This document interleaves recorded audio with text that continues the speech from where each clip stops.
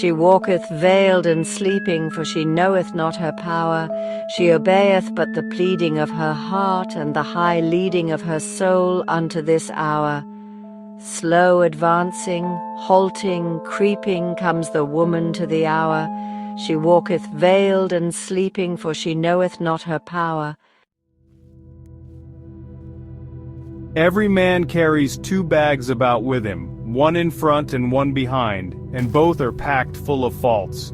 The bag in front contains his neighbor's faults, the one behind his own. Hence it is that men do not see their own faults, but never fail to see those of others. An old crab said to her son, "Why do you walk sideways like that, my son? You ought to walk straight." The young crab replied, "Show me how, dear mother, and I'll follow your example." The old crab tried, but tried in vain, and then saw how foolish she had been to find fault with her child. The spring, my dear, is no longer spring. Does the blackbird sing what he sang last year? Are the skies the old immemorial blue, or am I or are you grown cold? Though life be change, it is hard to bear when the old sweet air sounds forced and strange. To be out of tune, plain you and I, it were better to die and soon. Praise the generous gods for giving in a world of wrath and strife, with a little time for living unto all the joy of life. At whatever source we drink it, art or love or faith or wine, in whatever terms we think it, it is common and divine. Praise the high gods, for in giving this to man and this alone they have made his chance of living shine the equal of their own. She beats upon her bolted door with faint weak hands, drearily walks the narrow floor, sullenly sits, blank walls before, despairing stands. Life calls her, duty, pleasure, gain.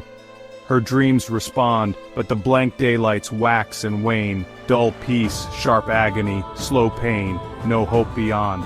Till she comes a thought, she lifts her head, the world grows wide, a voice, as if clear words were said, "Your door, O long imprisoned, is locked inside."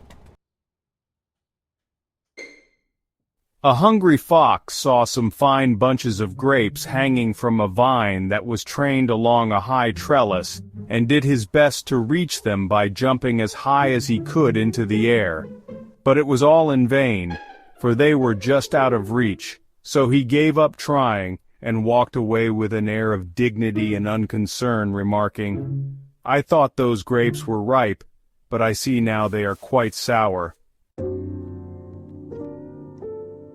Tread lightly, she is near under the snow, speak gently, she can hear the daisies grow.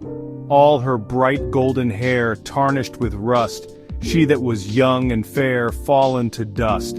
Lily-like, white as snow, she hardly knew she was a woman, so sweetly she grew. Coffin board, heavy stone, lie on her breast, I vex my heart alone, she is at rest. Peace, peace, she cannot hear lyre or sonnet, all my life's buried here, heap earth upon it. There were 2 cocks in the same farmyard, and they fought to decide who should be master. When the fight was over, the beaten one went and hid himself in a dark corner, while the victor flew up onto the roof of the stables and crowed lustily. But an eagle espied him from high up in the sky and swooped down and carried him off. Forthwith the other cock came out of his corner and ruled the roost without a rival.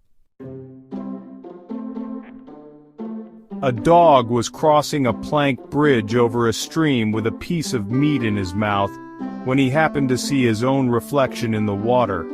He thought it was another dog with a piece of meat twice as big, so he let go his own and flew at the other dog to get the larger piece. But, of course, all that happened was that he got neither, for one was only a shadow, and the other was carried away by the current.